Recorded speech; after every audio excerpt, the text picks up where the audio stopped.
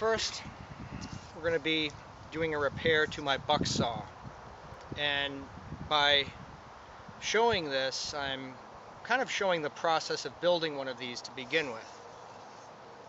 The Bucksaw is a great tool.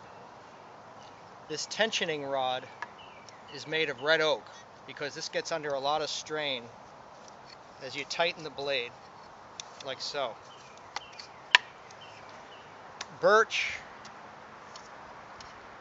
and this is about 3 years old, this one.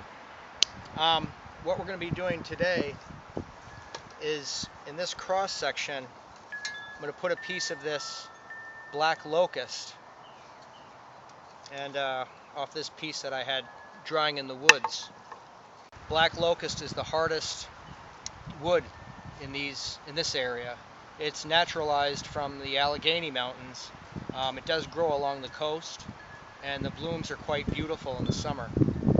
And they're also edible, which is something I've just learned. So this saw is held together with the cross piece with two mortise and tenon joints here. Well, I'm not going to take it all apart, but you can see the mortise and tenon. And I need to square it up a little bit. So that's where that cross piece is going to come in handy.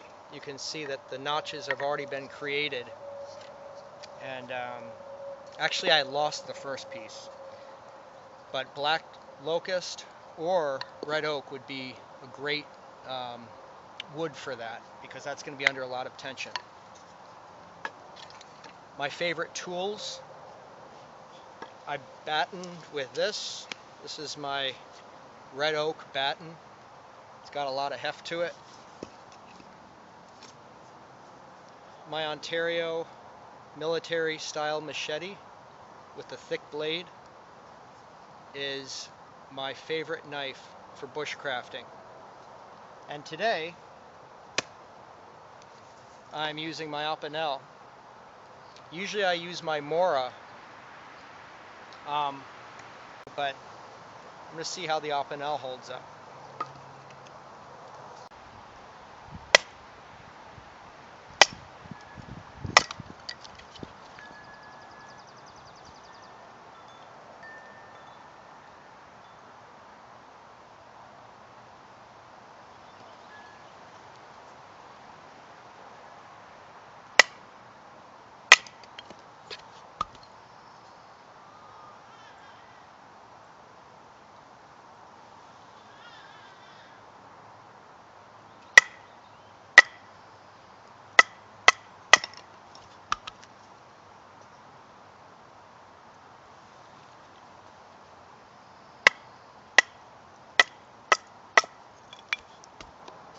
So that's looking pretty good.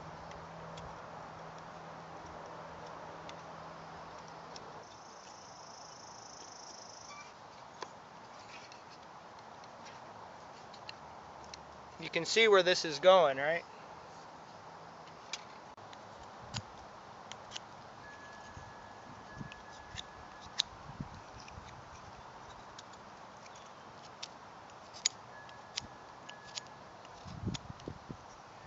You can see that black-green coloration of the black locust wood. All right. Got our piece fitted in there. Tighten it up.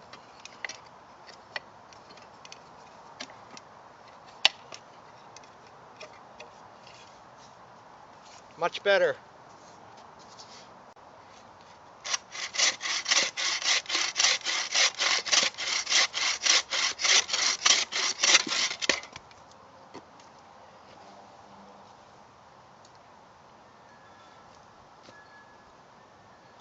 You ever smell golden birch? Next time you're in the woods, peel off some of that bark and sniff it. It smells like wintergreen.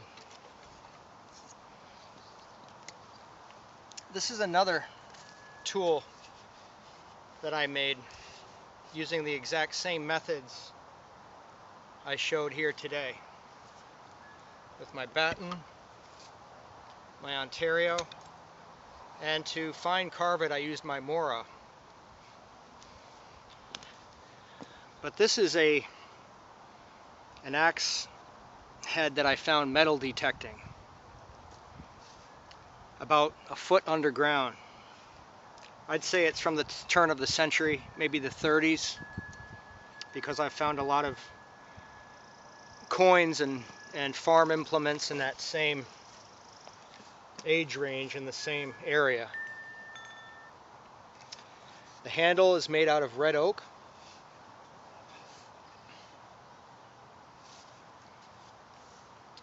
And the slot, the wedge, is also with red oak. There's a little gap there. It doesn't really matter with a axe head as long as the lateral tension is really, really good and the space is not too big. But this is a good hatchet.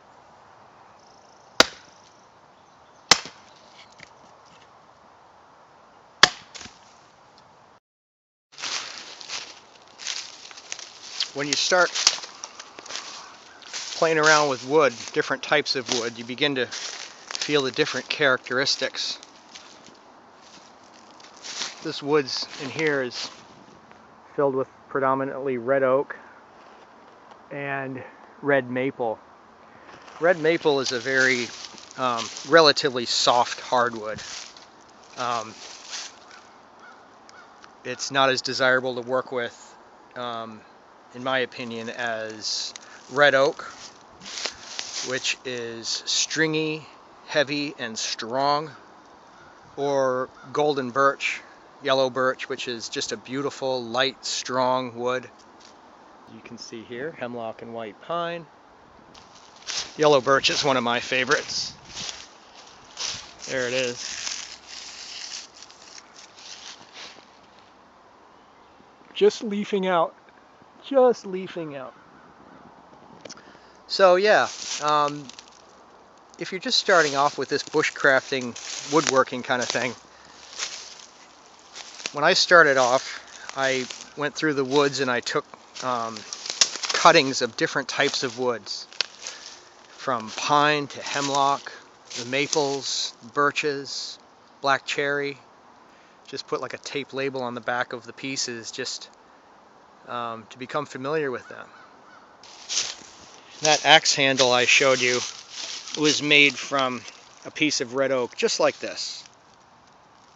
So when you're looking for a tool handle, you want to visualize what it's going to look like. If I were to make a hatchet handle out of this piece of red oak, which has been out here in the woods drying off the ground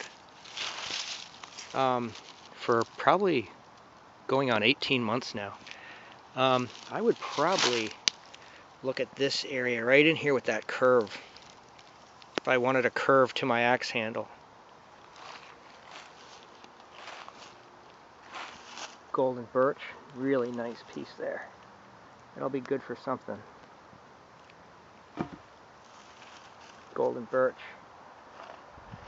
See, I keep stuff propped off the forest floor with pieces of rock like that. Keep it in a relatively open area. You don't want to keep it in a dark place where fungus and mold can take hold of it. Also, jack in the pulpits are up. Look at that. There's another jack in the pulpit.